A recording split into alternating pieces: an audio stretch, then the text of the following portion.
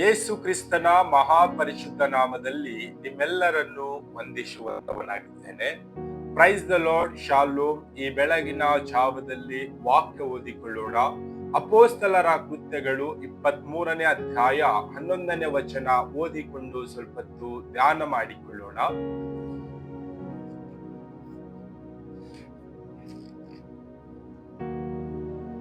ಆ ದಿನದ ರಾತ್ರಿ ಕರ್ತನು ಪೌಲನ ಬಳಿಯಲ್ಲಿ ನಿಂತುಕೊಂಡು, ಧೈರ್ಯದಿಂದ ಇರು, ನೀನು ಯೆರೂಸಲೇಮಿನಲ್ಲಿ ನನ್ನ ಸಂಗತಿಯನ್ನೆಲ್ಲ ಸಾಕ್ಷಿಯಾಗಿ ಹೇಳಿದಂತೆ ರೋಮಾಪುರದಲ್ಲಿಯೂ ಸಾಕ್ಷಿ ಹೇಳಬೇಕಾಗುವುದು ಅಂದನು. ಈ ವಾಕ್ಯದಲ್ಲಿ ನೋಡುವಾಗ ದೇವರು ಯೇಸು ಕ್ರಿಸ್ತನು ಆ ರಾತ್ರಿಯಲ್ಲಿ ನಿಂತುಕೊಂಡು ಪೌಲನಿಗೆ ಧೈರ್ಯದಿಂದ ಇರು, ಅಂಜಬೇಡ ಎಂಬುದಾಗಿ ಹೇಳುತ್ತಾ ಇದ್ದಾನೆ.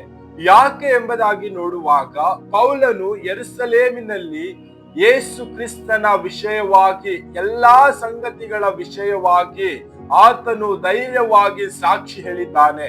ಮತ್ತು ಅದೇ ವಿಷಯವಾಗಿ ಯೇಸು ಕ್ರಿಸ್ತನು ಪೌಲನಿಗೆ ಹೇಳುತ್ತಾ ಇದ್ದಾನೆ, ನೀನು ರೋಮಾಪುರದಲ್ಲಿಯೂ ಕೂಡ ಸಾಕ್ಷಿ ಹೇಳಬೇಕು ಎಂಬುದಾಗಿ.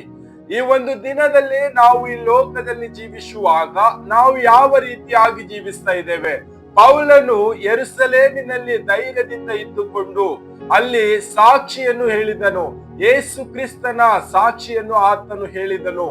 ಆತನು ಹೇಳುವಾಗ ಯೇಸು ಕ್ರಿಸ್ತನು ಅವನಿಗೆ ಧೈರ್ಯವಾಗಿರು, ಯೆರೂಸಲೇಮಿನಲ್ಲಿ ನೀನು ಹೇಳಿದ ಸಾಕ್ಷಿಯು ರೋಮಾಪುರದಲ್ಲಿಯೂ ಹೇಳಬೇಕೆಂಬುದಾಗಿ ಹೇಳುತ್ತಾ ಇದ್ದಾನೆ.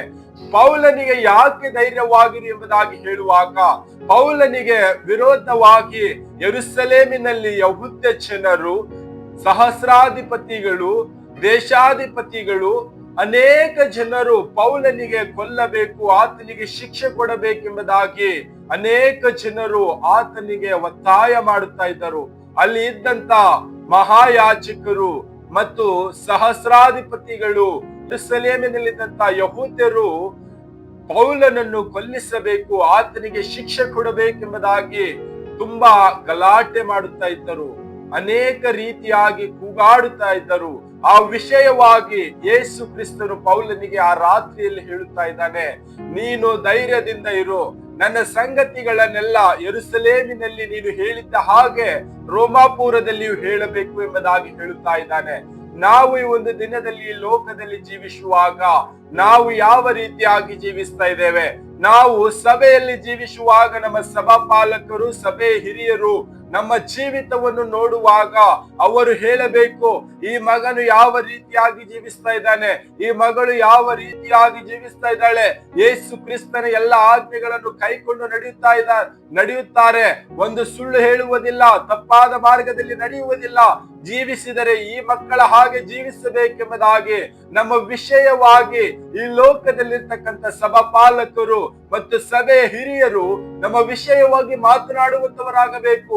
ಸಭೆಯಲ್ಲಿ ಮಗನು ಉತ್ತಮ ರೀತಿಯಾಗಿ ಇದ್ದಾನೆ, ಈತನ ಲೋಕದ ಜನರಿಗೆ ಸಾಕ್ಷಿಯ ಮಗನಾಗಿ ಜೀವಿಸುತ್ತಾನೆ ಎಂಬುದಾಗಿ ನಮ್ಮ ವಿಷಯವಾಗಿ ಈ ಲೋಕದಲ್ಲಿರ್ತಕ್ಕಂಥ ಸಭಾಪಾಲಕರು, ಸಭೆ ಹಿರಿಯ ಜನರು ಹೇಳುವಂತವರಾಗಬೇಕು. ನಾವು ಈ ಒಂದು ದಿನದಲ್ಲಿ ಯಾವ ರೀತಿಯಾಗಿ ಜೀವಿಸ್ತಾ ಇದ್ದೇವೆ? ಸಭೆಯಲ್ಲಿ ಇದ್ದಾಗ ನಮ್ಮನ್ನು ಎಲ್ಲ ಜನರು ನೋಡುತ್ತಾರೆ, ಸಭೆಯ ಹಿರಿಯ ಜನರು ನೋಡುತ್ತಾರೆ, ಸಭೆಯಲ್ಲಿರ್ತಕ್ಕಂಥ ಸಭಾಪಾಲಕರು ನಮ್ಮನ್ನು ನೋಡುತ್ತಾರೆ ಎಂಬುದಾಗಿ ನಾವು ನಾಟಕ ಮಾಡುತ್ತಾ ಒಳ್ಳೆಯವರ ಹಾಗೆ ನಾವು ಜೀವಿಸ್ತಾ ಇದ್ದೇವಾ? ನಾವು ಲೋಕದಲ್ಲಿ ಹೋದವರಾಗಿ ಲೋಕದಲ್ಲಿ ಅನೇಕ ಕೆಟ್ಟ ಕಾರ್ಯಗಳು, ದುಷ್ಟ ಕಾರ್ಯಗಳು, ನಾಶನದ ಮಾರ್ಗ, ಪಾಪದ ಜೀವಿತ, ಅದರಲ್ಲಿ ನಾವು ಲೋಕದಲ್ಲಿ ಹೋಗಿ ಜೀವಿಸ್ತಾ ಇದ್ದೇವಾ? ಸಭೆಯಲ್ಲಿ ಇದ್ದಾಗ ಒಂದು ರೀತಿಯಾಗಿ ಜೀವನ ಜೀವಿಸುವುದು, ಲೋಕದಲ್ಲಿ ಹೋಗಿ ಒಂದು ರೀತಿಯಾದ ಜೀವನವನ್ನು ಜೀವಿಸುವಾಗ ನಮ್ಮ ವಿಷಯವಾಗಿ, ನಮ್ಮ ಜೀವಿತದ ಕುರಿತಾಗಿ ನಮ್ಮ ಸಾಕ್ಷಿ ಏನಾಗಿದೆ?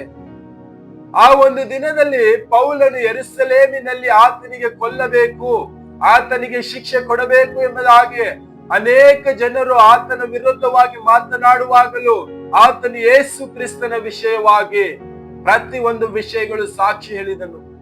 ಆ ಸಾಕ್ಷಿ ಹೇಳಿದ ನಿಮಿತ್ತವೇ ಯೇಸು ಕ್ರಿಸ್ತನು ಆತನಿಗೆ, ಪೌಲನಿಗೆ, ನೀನು ಯೆರೂಸಲೇಮಿನಲ್ಲಿ ಹೇಳಿದಂತ ಸಾಕ್ಷಿ ರೋಮಾಪುರದಲ್ಲಿ ಹೇಳಬೇಕು, ಧೈರ್ಯದಿಂದ ಇರು ಎಂಬುದಾಗಿ ಹೇಳುತ್ತಾ ಇದ್ದಾನೆ.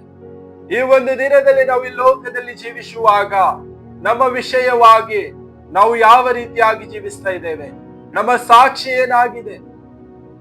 ನಾವು ಈ ಲೋಕದಲ್ಲಿ ಜೀವಿಸುವಾಗ ಯೇಸು ಕ್ರಿಸ್ತನ ವಿಷಯವಾಗಿ ಸುವಾರ್ತೆ ಸಾರುವಾಗ ನಾವು ಧೈರ್ಯದಿಂದ ಇರುವಂತವರಾಗಬೇಕು. ನಾವು ಒಂದು ಪಟ್ಟಣದಲ್ಲಿ ಸುವಾರ್ತೆಯನ್ನು ಸಾರುತ್ತಾ ಇದ್ದೇವೆ ಎಂಬುದಾಗಿ ನೋಡುವಾಗ ಆ ಸುವಾರ್ತೆಯನ್ನು ಮತ್ತೊಂದು ಪಟ್ಟಣದಲ್ಲಿ ಹೋಗಿ ನಾವು ಸಾರುವಂತವರಾಗಬೇಕು. ನಮ್ಮ ಸಾಕ್ಷಿಯ ಜೀವಿತವನ್ನು ನಾವು ಕಾಪಾಡಿಕೊಳ್ಳುವಂತವರಾಗಬೇಕು. ಆ ಸಮಯದಲ್ಲಿ ಯೇಸು ಕ್ರಿಸ್ತನು ನಮ್ಮ ವಿಷಯವಾಗಿ ಮಾತನಾಡುತ್ತಾನೆ. ಮಗನೇ, ಮಗಳೇ, ಧೈರ್ಯವಾಗಿರು, ನಾನು ನಿಮ್ಮ ಒಟ್ಟಿಗಿದ್ದೇನೆ, ನಾನು ನಿಮ್ಮನ್ನು ಕಾಪಾಡುತ್ತೇನೆ, ನಿಮ್ಮನ್ನು ರಕ್ಷಿಸುತ್ತೇನೆ ಎಂಬುದಾಗಿ ಯೇಸು ಕ್ರಿಸ್ತನು ನಮ್ಮೊಟ್ಟಿಗಿರುವಂತವನಾಗಿದ್ದಾನೆ. ನಾವು ಈ ಒಂದು ದಿನದಲ್ಲಿ ಯಾವ ರೀತಿಯಾಗಿ ಜೀವಿಸ್ತಾ ಇದ್ದೇವೆ? ನಮ್ಮನ್ನೇ ನಾವು ಪರೀಕ್ಷೆ ಮಾಡಿ ನೋಡಿಕೊಳ್ಳೋಣ. ಕರ್ತನು ಈ ವಾಕ್ಯ ನಮ್ಮೆಲ್ಲರ ಆತ್ಮೀಯ ಬಗೆಗೆ ಆಶೀರ್ವದಿಸಲಿ. ಆಮೆನ್.